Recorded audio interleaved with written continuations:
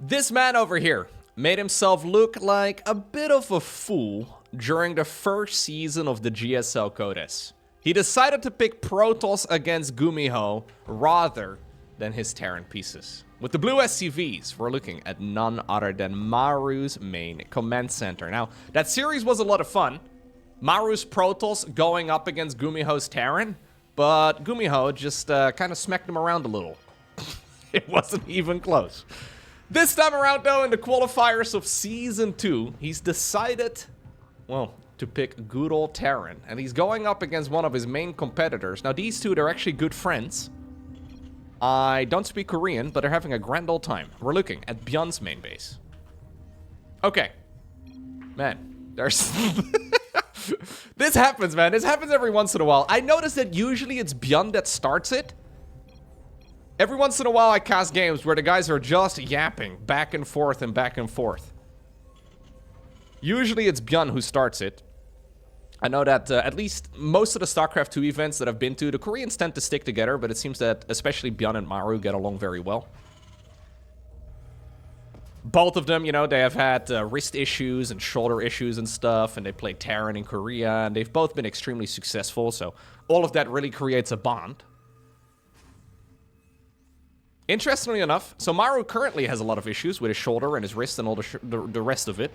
Apparently, Byun, I think as far as I know, he's good now. Apparently, he's fine now. I've always found this very interesting because I've never heard of this in esports before. So there's a lot of Koreans, especially Koreans, that have had wrist issues, shoulder issues, some sort of repetitive stress injury. Very common in the StarCraft world. Byun's, however, were entirely, according to his doctor, made up by his own brain. I still find this fascinating. Apparently, according to his doctor, they couldn't actually find anything wrong with him, but he constantly had pain, apparently just entirely made up by himself. Yeah, which is pretty nuts. It's pretty wild. Or they just haven't detected it properly. I don't know. I find it very curious. Either way, we have some Reaper on Reaper action. Always nice. The boys start throwing grenades at one another. It is important to run away as quickly as possible. Okay. Obviously, Reapers, they generate energy and HP very rapidly, right? So you can indeed get the HP on the back pretty quickly. The grenades, though, need to be respected. Those guys were about a quarter of a centimeter away there from being hit by that grenade. That would be a little bit sloppy. Hellion is now available as well for Maru, though. So this is that type of early game where it's an incredibly flimsy start. Margin for error is tiny, tiny, tiny. If you lose one unit here, you're actually in some trouble. Yeah, okay. At least he's going to be able to buy, I think, enough time to finish up the command center. Oh, okay. Gets a Reaper for his troubles, too. Hellions, of course, can deal friendly, or they can do, well, they friendly fire, too, but they can also deal a lot of splash damage there onto the opponent's clumped up units. New SCV came down from the high ground to finish up the command center there. And we have a bit of a delayed CC here for Byun, but he is going to be able to finish his as well in about a minute or so from now. Ooh, one more? Super annoying. Yeah, super annoying here for Maru. He needs that base. Also because he's currently supply blocked. So 39 out of 39 is always the tricky part. When your CC is getting harassed, do you make an extra depot inside of the main base and just rely on that? Or do you have faith that you can actually finish up your own command center to give you the additional supply that you need? Either way, Cyclone's right now on the back of this. Byun likewise also supply blocked. But that is because he is waiting, there we go, for his own command center to finish up on the low ground. Now, I love watching TVT. Sadly, we don't really get a lot of top-level Terran versus Terran as of late. Clem has been dodging TVT. Clem has been playing a lot of Protoss versus Terran, and then, well, like I said in the previous GSL, we had a TVT lined up, and then it turned out to be a Protoss versus Terran instead. These are the types of players, though, like of this caliber, that can generally bully their way to a victory. So the early game has so much potential for Terran, since you can make anything from like a Marine to like, well, a Raven, up to, I guess, a Battlecruiser if you're feeling really ambitious. You can just sort of bully your way to a victory by out-microing and out-macroing the opponent. Being the aggressor is 10 times easier than being the defender. So oftentimes we will have games, I think if Byun plays like a regular qualifier, where he would have already won by now. Well, he's trying to see if he can maximize the damage here. Raven drops down an auto turret to try and see if it can defend, and he actually gets a good bit of value. Yeah, 6 SCVs have actually been killed. So far, this game is going wonderfully well here for the player in red. That being said, TVT is also quite a difficult matchup to actually close out. Especially in the mid-game, I would say, like a couple minutes down the line. When we get these siege tank wars, it can be quite difficult since siege tanks are difficult to break, right? It can be difficult to actually push in and get some good value. Maru has a medevac full of cyclones. He wants to get the lock-on onto that medevac. He's already shown the cyclones, though, on the other side of the map. So I can imagine that at this point, he's well aware of exactly what is going on. Third command center, building right now inside of the main base. And likewise, we have one as well for the player in blue, all the way on the other side of the map. So this is a bit of a gentleman's agreement where both of them are smacking each other in the face. But ultimately, they're good friends and they're just building up macro, right? Like, they're just building up their economies. Still, though, there are units available. Byun is a very aggressive Terran. When he has the opportunity, he will go ahead and do so. Raven counterattack. Would you look at that? 3 Ravens going across the map. This is a bit odd. It would have been really nice to keep them at home. He did research the interference matrix. Stimpack only just now started, by the way, for Maru, so he's not going to have it available. Byun can go ahead and use his. Still, though, being the defender here does mean that you get the opportunity to put your siege tanks in the right spot. Medevac boosted forward since siege tanks can shoot away further than they can see. He needs to provide vision of something, so a Viking or 2 would be phenomenal. Now the Ravens have arrived, though, and auto turrets are dangerous. They can kill SCVs real quick. Not a whole lot available currently for Byun to try and get rid of it. And Maru can deny mining here for a while. Like, Maru can just drop down auto turrets and just deny mining here for a very significant amount of time. In the meantime, though, I wonder if we should have had those Ravens at home to use the interference matrix instead, so the siege tanks wouldn't be killing the command center. We have some SCVs trying to repair, but we might be getting to a point where we either pull more or we lift the orbital command up. Obviously, repairing, though, is not free, so Byun will be more than happy with this exchange. Loads a bunch of units inside of the medevac, too. Stimpack is now only a little while away from finishing. Raven still being an absolute nuisance on the other side of the map. Killing quite a few Marines and a couple SCVs as well to boot. Liberator is good. Okay, Liberator, that is going to force those tanks in red to move away and finally alleviate that pressure on that command center. And in the meantime, Byun, I mean, he is still being harassed. He's actually lost 13 SCVs now. Playing TVT at this level is extremely difficult. I know a lot of StarCraft fans don't necessarily love the mirror matchups. I'm personally a big fan, especially when it's, you know, not the only thing I cast. But you can tell that this is an extremely complex early, maybe early mid-game. There are so many moving parts. Like, this is essentially a real-time chess.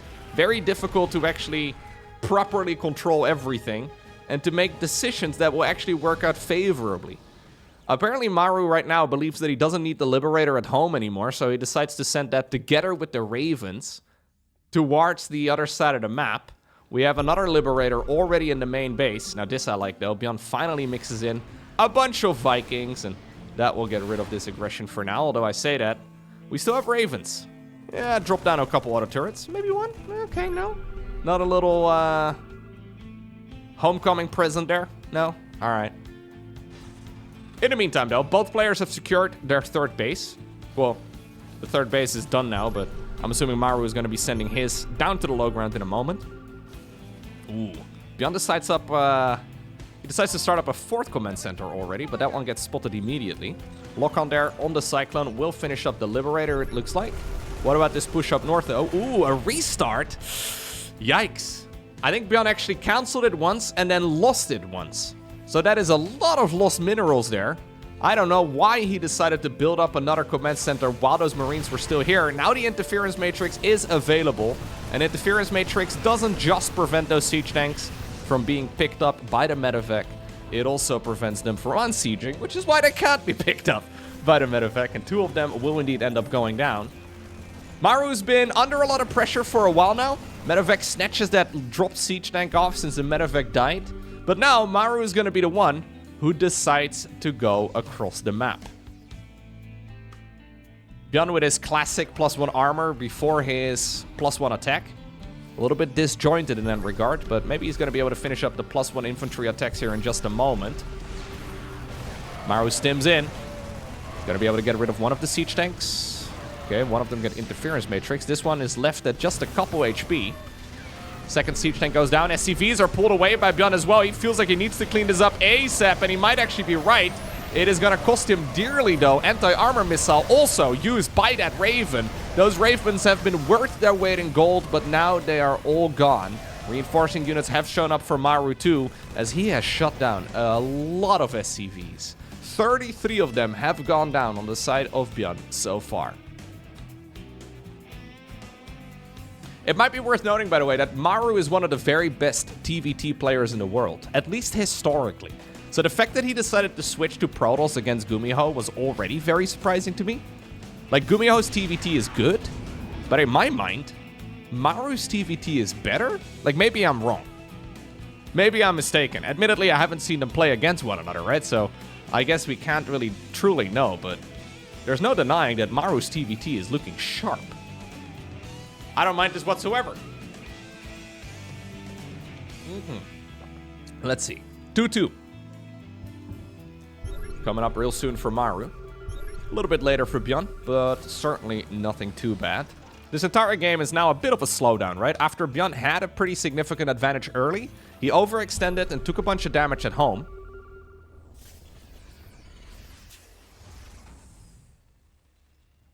Okay. I've actually been very impressed again by Maru as of late. Oh no, careful. I thought he was just about to send 3 medevacs over a group of Marines.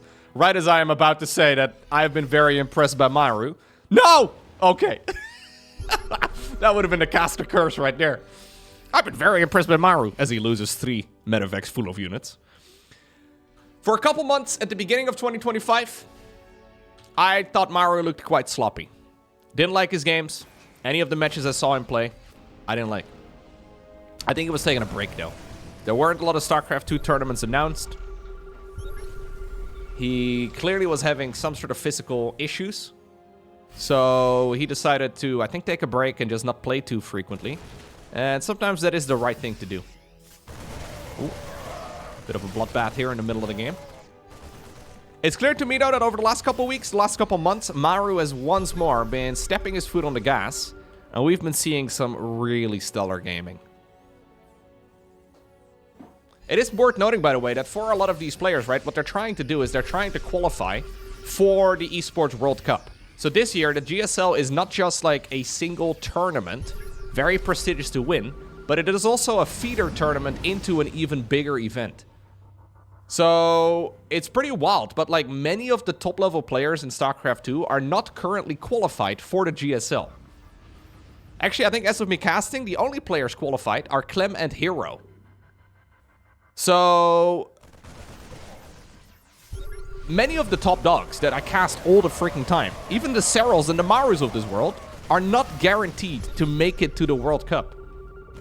Which is nuts. Like, that's pretty crazy. I think it's safe to assume they will. But Byun and Maru, they're fighting for something important. And yeah, these next couple months for them are going to be extremely clutch.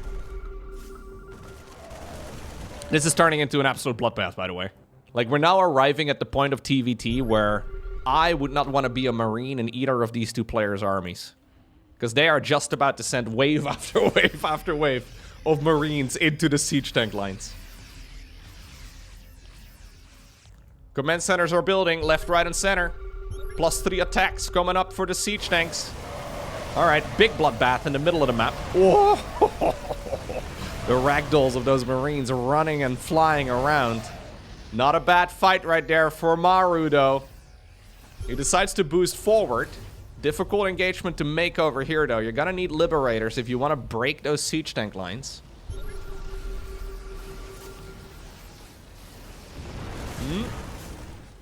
Okay. Yeah, TVT at this level is so nice. It's so good. I will agree that the average game of TVT, even the average pro game of TVT, is not that interesting, but the absolute cream of the crop with Terran, they are not afraid to, well, hit each other in the face. Maru now, though, smells blood. He wants to see if he can maybe get the job done. Command Center has already evacuated this location. A lot of Marines trying to go in for the flank right now. Byun, oh, that is not going to happen. He does have superior numbers on the right, though. Liberators have shown up now for Maru, but I wonder if this is a bit of an overextension by him. Very little reason to push up towards this high ground. Okay.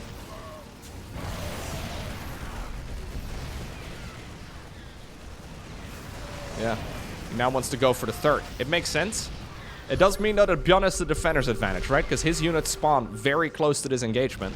So they will be able to join the engagement really quickly, too. Maru's units have a lot more steps to make. They're going to be able to get their steps in for the day at the very least, so that's nice. They have a lot more distance to cover before they actually get to this fight.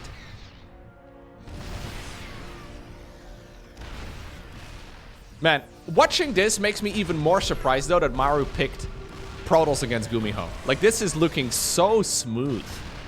His early game was a little rough, but Maru is playing some really fast StarCraft. I think in hindsight, he's probably regretting it too. The dream of being able to win with your off race against one of your main competitors is always nice, I guess, but I can see the appeal. Liberators are going to force the Marines to step within range of the siege tanks. In the meantime, though, we have 3 of those siege tanks working away at the planetary fortress. And while there were a lot of SCVs repairing it to keep it alive, the majority of the SCVs have died.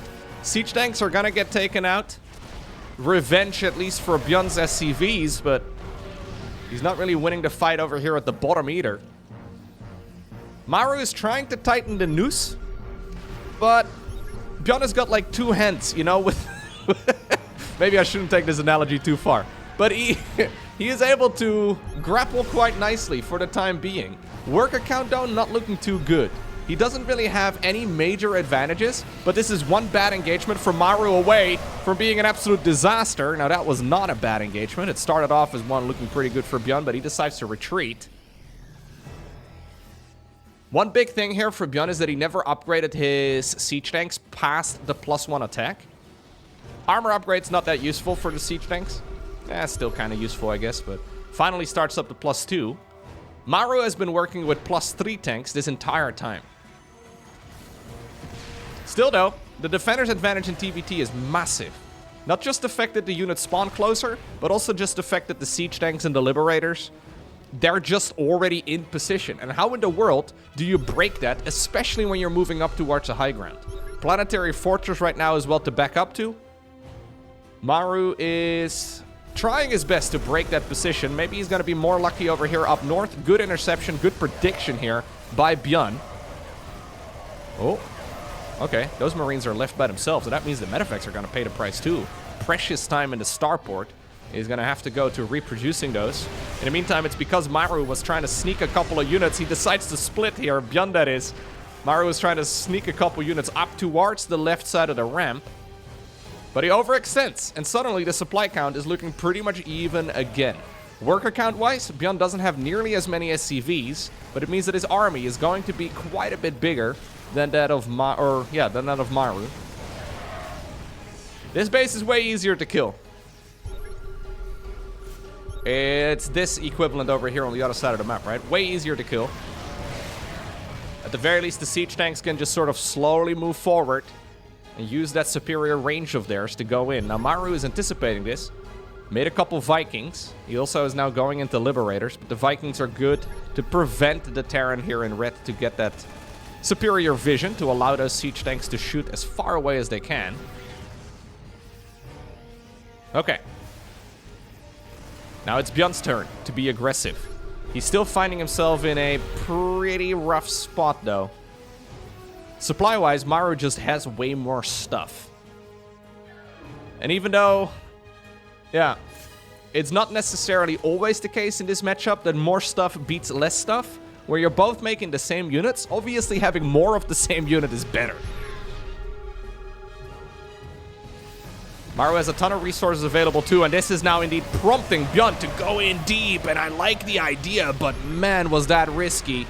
He got a bit of work done though, and the siege tanks are now within range of the planetary fortress. Liberator moves forward calmly, but it does indeed force a lot of those tanks in red to unsiege. And now it is Byun's turn to try and move in here. Stims a ton of the Marines into that choke point. Siege tanks, though, have backed up and re-siege behind it. Liberator's trying to see if they can find an angle. Not going to happen for now as Byun snipes them out of the sky. In the meantime, we have one SCV that put up some scaffolding in the far bottom right, just building another command center. Likewise, all the way up north. Similar position here for Byun. Income-wise, though, Maru is just getting way more things, right? Like, he's just getting a lot more money. More money, more problems is not really an issue when you're a Terran player in TVT. It means that you can just send in more skeletons. Still, Byun is achieving what Maru could not get done on the other side. Yeah, he kills this command center from the low ground. Maru was trying to see if he could get that job done, did not quite achieve it. And Byun has arrived now at a near maxed out state. Oh, once more, siege tanks, not sieged up. Maru threatens to move in, decides to feign it and run back. Liberators are forcing a lot of those tanks to unsiege, and without siege tanks, it's difficult for the Marines to really hold their ground. An absolute bloodbath still remains. Maru using those couple of flying units of his extremely well, though. Okay. Oh my god, those siege tanks in the back all getting a good volley off, and suddenly Maru's supply count dropped extremely quickly. 16 Marines are being produced though at once for Maru, 15 at once for Byun. Both players have so much money that they can pretty much immediately remax. Maybe not as quick as a Zerg player could, but they're not far off. Planetary Fortress now at the bottom of the map in a world of trouble too. Yep, Byun, okay, catching a ton of value here over the last couple of minutes. Clearly specialized in being the aggressor. That siege tank is also not going to live for much longer. And Maru, once more, takes a beating. Sick game here, man. We've been going back and forth and back and forth. I wonder, though, if Maru can still turn the tide, because Byun has been forcing him to bleed out so many units.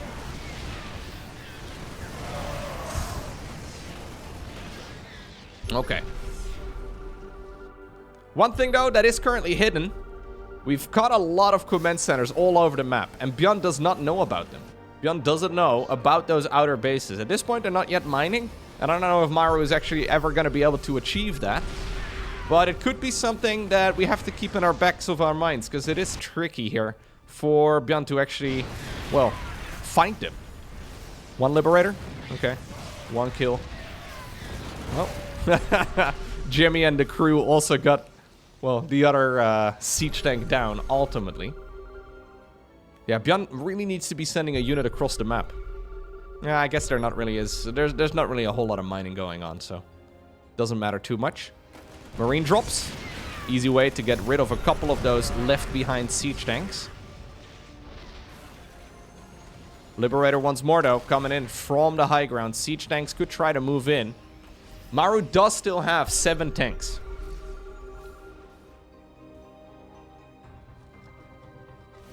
Ooh. Nice targeting there on that medevac. Now, this map seems extremely difficult for TVT. All these high grounds and low grounds and all the ramps. Not easy whatsoever. Maru has been stopping any additional SCV production, so he is effectively going for not quite an all-in, but certainly something that is extremely dedicated. Byun is gonna find another command center. This one wasn't even well, morphed into anything. No planetary, no orbital. In the meantime, Maru is using his superior army now to move through the middle of the map. Well, I say superior. Yeah, as long as Byun has siege tanks over here and a planetary, it'll be difficult to achieve much. The Marines in red have found another base, and they have been hunting them down one at a time. Another siege tank will fall. In the meantime, Maru is not really getting anywhere with his army. He's trying to see if he can scoot his way up the ramp, and it looks like he gets there eventually. Okay. No Liberators available here for Byun. In the meantime, the Marines in red still hunting command centers, and this will be the third. Maru will not have much of an economy to come back to. Ooh, can Byun actually shove those tanks off of the map right now? He's targeting them down one at a time.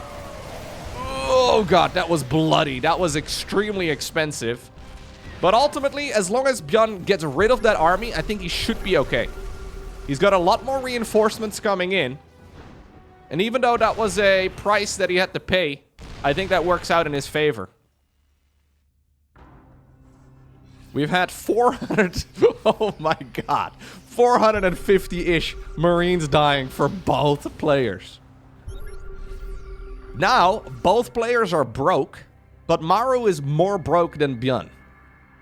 He's broker. He's the brokest. Well, maybe not like in real life. Because he's earned a good, pretty penny playing StarCraft. Oh no, this is not something you can afford. Loses 2 more tanks. Yeah, and now Byun has recognized the amount of army that is truly available. He doesn't want to lose this match based on something silly, but this game is about 98% in the bag. It's still possible to accidentally, like, butcher an engagement, though. Maru is no longer capable of producing 16 Marines in one go. Byun's economy is also really nothing to write home about. Finally, that command center in the bottom right-hand corner does move. Interestingly enough, now it's Byun. There's been a command center in the far bottom right that has not been mining for like 10 plus minutes. As soon as Byun sends an orbital command in that direction, he's gonna find a missile turret, man. That's a bit funky. You know what? The missile turret guy is putting in the value, though. Look at that. What a Chad. Get off my lawn. Even though he's in the middle of nowhere. Yeah, sorry about that, missile turret guy. You put in the work, and you did make a command center, well, burn. But I don't think you did a whole lot more than that. Okay. Yeah, this is also where if you're Byun right now, you don't really want to give your opponent too much wiggle room. You don't want to allow this Terran in blue to max out one more time. Because if Maru is given the chance, he will certainly go ahead and do so. Oh my god, do we go up this ramp? I don't know if we go up this ramp, man. Do we go down this ramp? I don't know if we go down this ramp either, dude. Sending your Marines into waves of siege tanks, not easily done.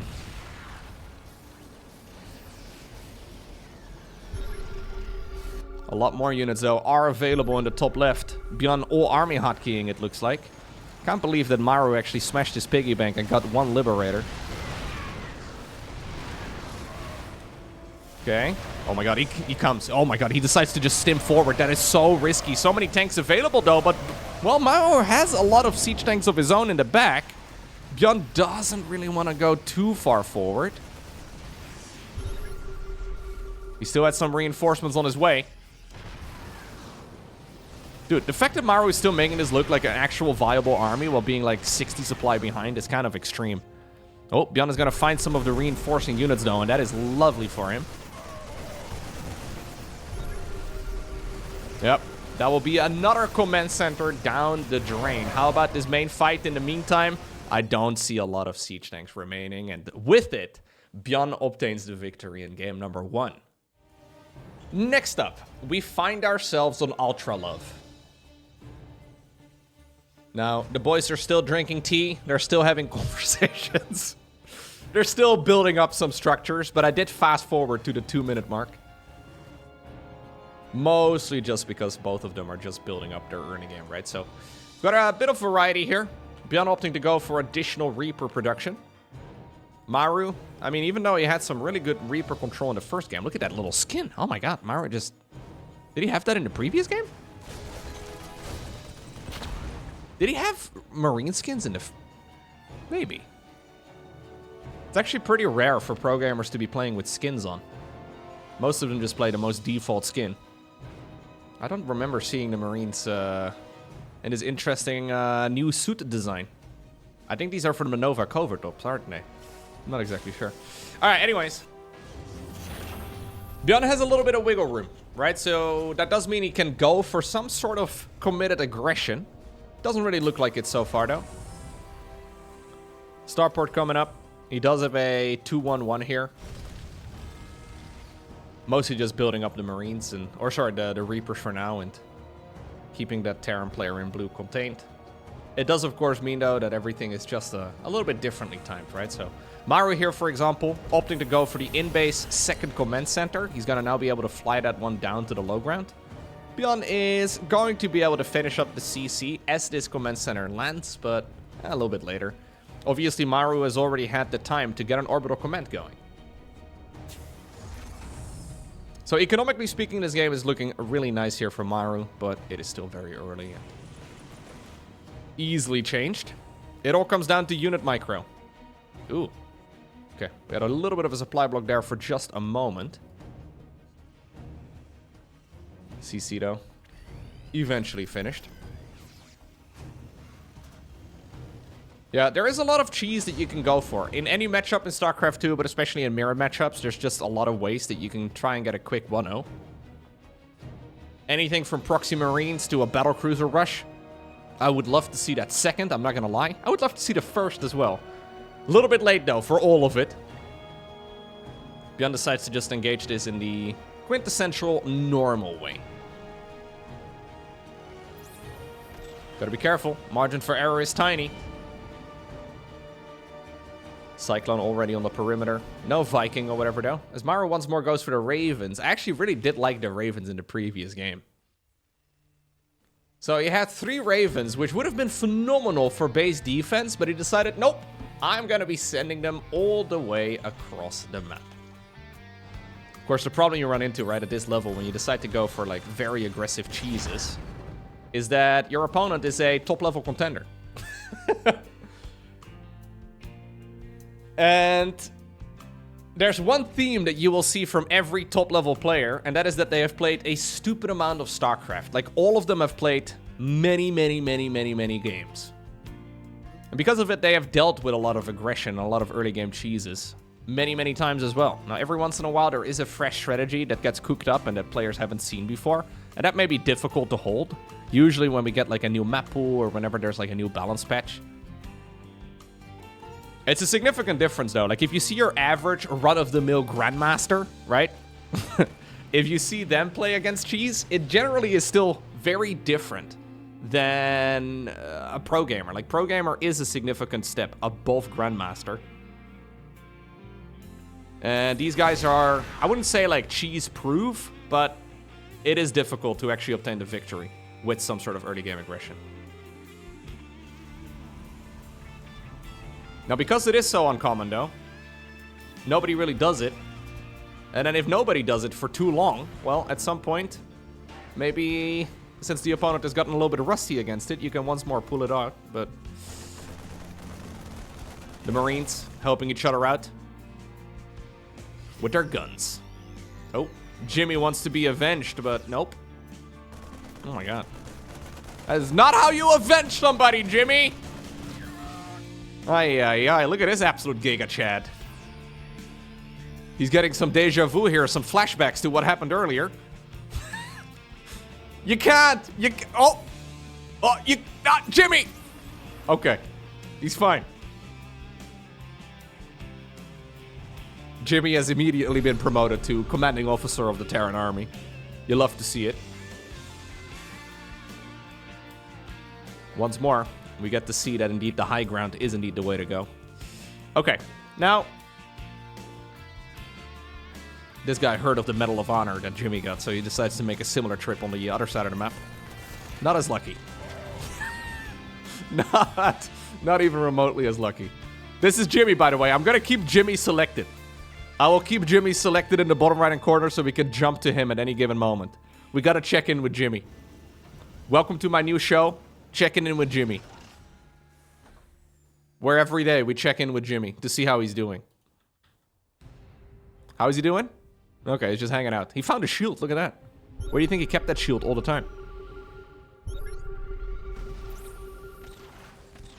I like to think that Marines are a little bit awkward, where at some point they're like, oh, whoopsie daisies.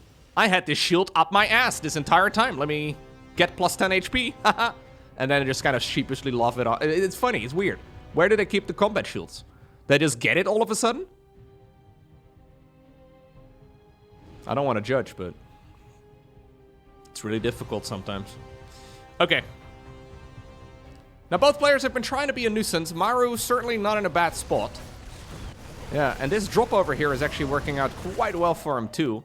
His main problem right now is securing this third base. So Jimmy and his squad are not just randomly sitting here. They're trying to deny this command center, right? So any delay on it is going to be beneficial.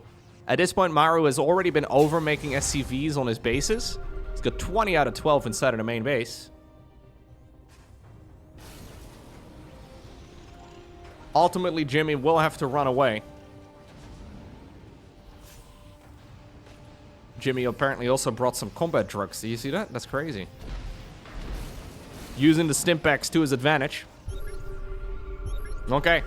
Now this is going to be the first true test, though, for this entire army. Maru's got an awful lot of units. The choke point there, not ideal. Jimmy is somewhere over here underneath this carnage.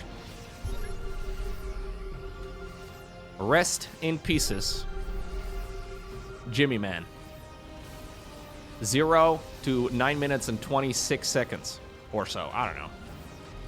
But he's gone. He's gone. But he will always be a shining beacon for every Terran Marine that gets produced on Byun's side of the map moving forward. Okay. Maru's trying to see if he can create a chokehold on these bases somehow. It's difficult to achieve. In the meantime, though, there is a medevac drop on the other side of the map, too. Big anti-armor missile. Okay. Maru moves in. Gets a couple siege tanks there. Nicely done. How about this drop, though, from Byun? Maybe he needed these units at home. It's much like the Ravens in the first game of the series, right? Maybe having them at home is nice, but maybe you can also just deal a stupid amount of damage on the other side of the map. Oh, another orbital command, or another interference matrix, rather. Another orbital command on that siege tank. Another interference matrix on that siege tank. And that drop here from Byun is putting in the work. Finding himself with about a 20 supply lead. Still, though, Maru is dealing damage on the other side of the map, and he actually target fires down the natural. Look at this setup here. How in the world do you break this? Byun is losing his lunch money here. Gets his upgrades too, yeah. Basically, Maru has come across the map, and he decides to, well, steal whatever he can grab. Banger setup. He needs to evacuate now with additional reinforcements. Still a lot of siege tanks available. Most of them are red HP. I think eventually Byun is going to be able to break this position, but the question is, at what cost? Maru a little bit late, by the way, on those additional upgrades now. He would have loved to have those done. Byun would have probably finished his if it wasn't for the fact that the engineering base just got sniped. Okay. Reinforcing Marines do show up. 2-2, just about to finish up here for Maru. And the fact that he killed those NG base over here behind the mineral line is absolutely massive. Every single one of those Marines in blue now deals +1 damage and takes 1 less. In Marine versus Marine wars, Maru will now dominate. Yeah. Byun decides to restart those NG base, but he is going to be behind until he finishes 3-3. And a lot of games of TVT end long before that point.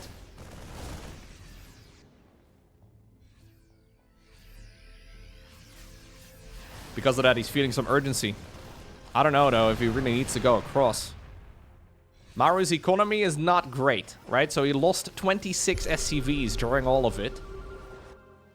He has now finally secured the third base for good, it seems, but his economy is still nothing to write home about. He needs to be careful. 2-2 starts up again. By the way, it's also expensive. Like, those upgrades are not cheap. Losing them, I mean, the resource cost is usually not really talked about, but in a game like this, it's actually very significant to have to pay for those upgrades twice. Medevac drop here for Byun. Oh my god, this is a Hail Mary play. Yep, he is sending everything that he's got inside of a private jet straight towards the other side of the map, and he is trying to siege up the exact location where Maru's units are made. This is a banger spot if you can get there. Now, likewise, on the other side of the map, Maru has taken up shop, not with a medevac drop, but just by walking through the natural in the exact same location. Byun working away on the low ground. Command center is going to evacuate. One of them is going to be put into the corner of the map. Maru thinking back of his Silver League days. Oh my god, Byun's doing the same thing. I'm just kidding. Neither of these players have likely ever been in Silver League. No, I like to think both of them spawned in as Grandmaster. Like in IRL when they spawned in, I mean. Yeah, the upgrades get denied a second time around. So the win condition in a game of StarCraft 2 is to destroy all of your opponent's structures. Byun has 2 Vikings to deal with any structures that might be hiding in the corner. Maru does not. Maru does not have any flying units that can actually attack units that are hiding in the corner. So this orbital command could be a thorn in his side. Still though, Maru has a bigger army. 60 versus 41. Supply, that is. So in a straight up engagement, it is better, but you know what? We can read it, right, from the bottom of the screen here. How in the world do you figure out how big the opponent's army is if you are in Maru's shoes? Do you know that your army? I don't know. I wouldn't be able to tell. Okay, so we now, man, what a series. We now have Byun that sent all of his SCVs to the other side of the map as he is trying to also send his old natural expansion in that same direction. He loses that one on the trip, but he was trying to see if he could mine his opponent's natural. Orbital command for Byun goes back into the main base. Obviously, he can continue mining with mules as well. You do need to have the orbital landed, though, even if it's just for, like, scanning and stuff. You cannot actually use the energy if the structure is up in the air. Maru working away at all of these structures, and in a very strange turn of events, Maru is now trying to assault his old main base.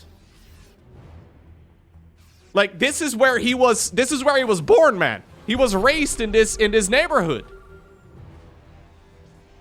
Ultimately, though, our Terran player in blue is in a far more comfortable position. He's got bases, he's got mining. He needs to make a few more supply depots. Maru thinking ahead. He knew that one of the orbitals escaped towards the bottom right. Or the bottom left. I don't know. Left, right. How do you know which one goes where? Left hand is where your thumb is on the right. Oh, dangerous. Very dangerous, Byun. Don't boost your units into your opponent's marines. Maru can see you coming in from a mile away. Yeah, no way, dude. He's trying to evacuate whatever he can. He's making a command center inside of the opponent's old main. There's like 4 minerals, man, in total. I think Byun is having a bit of a laugh. There's no way. Maru sees this too, by the way. I kind of expected him to post at least a little chat message. I would have posted at least one emoji. Okay, here we go. Final engagement. Yeah, Maru's army is just way bigger. GG. And that means that this series comes down to Tokamak. Final game in this best of 3. Phenomenal series so far. What can we do? What can we do? By the way, if you're still watching this, can you please do me a favor and hit the like button down below? I know I generally don't ask, but it is much appreciated. Maybe some more people will pick up on how good TVT can be. There is this like general sense in the StarCraft community that like the mirror matchups by default equal bad. Right? TVT, bad. Zerg versus Zerg, bad. Protoss versus Protoss, bad. And I think you can kind of sometimes make that argument. But this, especially TVT, has the potential to just be phenomenal. It's so good, man. Players are so strong.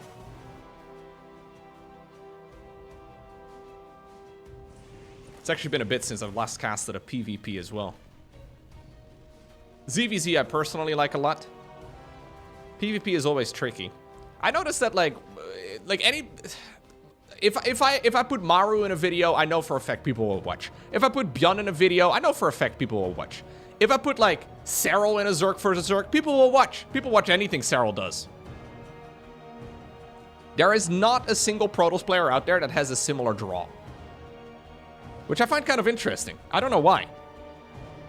I could have, like, Mech Specs going up against Hero in a best of 11. Absolute nail-biter of a series. And it would probably be my worst performing video of the month. At least viewer-wise. Obviously, I still cast it from time to time because I really like it. But, yeah. None of the Protoss players seem to have a similar draw. Maybe SOS. I've noticed everybody's loving the SOS games on YouTube lately. Whenever I look at the view count of the SOS videos, they do really well, man. People love the crazy stuff that man comes up with. Either way, this is a banger of a TVT, and I think everybody would agree that this is some of the absolute best that StarCraft 2 has to offer. Now, it all comes down to this. Maru decides to put all of his eggs in one big basket. It's a dangerous play.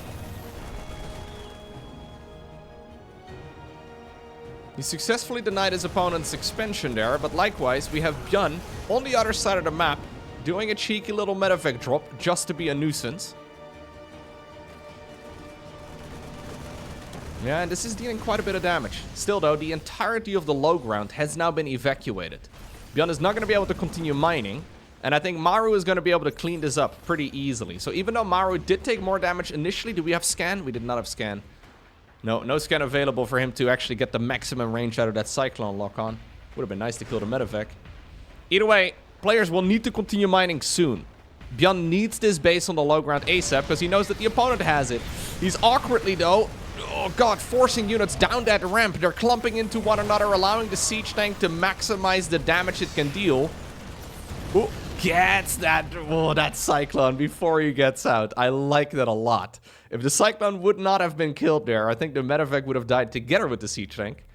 It was a dangerous move, but he got the job done. And now we pretend apparently that this is a warp prison with an immortal inside of it. Brilliant save right there by Maru, by the way. Really, really nice work. And now he's, well, gonna try and squeeze some additional siege tank juice. Okay, we might have to go home though, dude. Oi, oi, oi. Pick up. Okay. He squeezed a bit too much juice. Still, that was a good number of workers going down in the end. There's only so much juice you can put out of a single... like, he puts a siege tank in a blender. You're going to be able to make smoothies for days, but at some point you run out.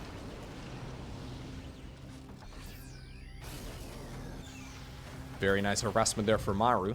Who, by the way, during all of that, decided to build up a third command center long before Byun ever started his.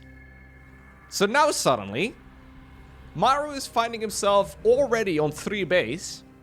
I mean, obviously he hasn't flown the command center out yet, but this is a very significant time advantage for him.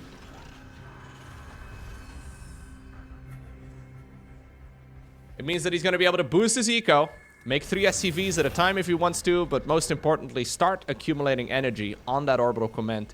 Every mule at this point is so valuable. 1 Reaper was left over for Byun, who's trying to scout out exactly what's happening. Well, what he sees is everything's normal. Nothing all too funky. Yeah, so Maru has got about I don't know, like a 400 mineral gas advantage here. And then furthermore, he's got the additional mining of the mules. So I think we can probably call this about an 800 or so resource advantage for Maru. Difficult way to really, well, quantify the exact lead that he's got. Especially since Byun also has these spellcasters out now for a while. They're going to be able to get quite a bit more energy. Likewise though, Maru has been building up his own. Ooh. Ooh. Nice. Big win right there for Maru again. Yeah. And Byun is kind of struggling catching his footing so far. He's not playing poorly. He's just losing every engagement ever so slightly. How in the world do you break somebody? So say you're in Byun's shoes right now, right? Like, how in the world do you break somebody that's got siege tanks and ravens? Well, he needs to try and get something done. So I think the plan is to do like a auto turret flyby. Dangerous though. Yeah, we're just sprinkling little turrets all around the opponent's bases. Maybe one. I would have put one more over there. Just for the memes. It's dangerous, though, dude. If you lose these ravens, you're in so much trouble. Okay, he actually got some really nice value there. Look at that. Suddenly, we have 22 dead SCVs. A supply block as well for Maru. That was a ballsy play for Byun, but it may just be exactly what he needed. Honestly, that may have been exactly what he needed. Holy crap, he's gonna go in for more. This is what Maru did in the first game of this series. La la la la la la la la la la la. Yeah, we're just dropping little auto turrets. But yeah, we're just hanging out. We're just dropping little auto turrets. Now, it does mean, of course, that he will not be able to use those ravens defensively. And Maru knows it. He does have a larger army. But how in the world do you take the engagement? He does have interference matrix, by the way. So one siege tank disabled here would be great. There we go. Another siege tank disabled over there in the back would be awesome too. And this entire Terran force in red is extremely split up. That is an ambitious siege up location too. I don't like that from Byun at all. Now the command center itself is in a world of trouble. Look at the siege tank spread right here in the meantime from Maru. He is having a grand old time. Ravens are still dropping auto turrets on the other side of the map. This is now... Well, I don't want to call this quite an all-in, but this is certainly very committed from Maru. He needs to deal damage to justify all of the losses at home, but I think he's getting that job done. Love the fact that he didn't siege up those tanks there. Okay. Combat Shields is not yet finished, actually, for Byun. Although, okay, it's just seconds away from being done. He does still have 27 Marines somewhere. Ravens have come back home, too. Okay, there we are. Does he have any energy for more auto turrets? Yeah, he is going to be dropping some of them down. Byun desperately trying to shove this Terran player in blue off his lawn. Reinforcing Terran troops, though, for Maru are going across the map, but he does not even need them. Brilliant game right there. Honestly, a phenomenal series. I think this proves to us once more, the Terran versus Terran is a great matchup. I really like it. Well played right there by Maru as he obtains the victory 2-1. But he had to fight for that one.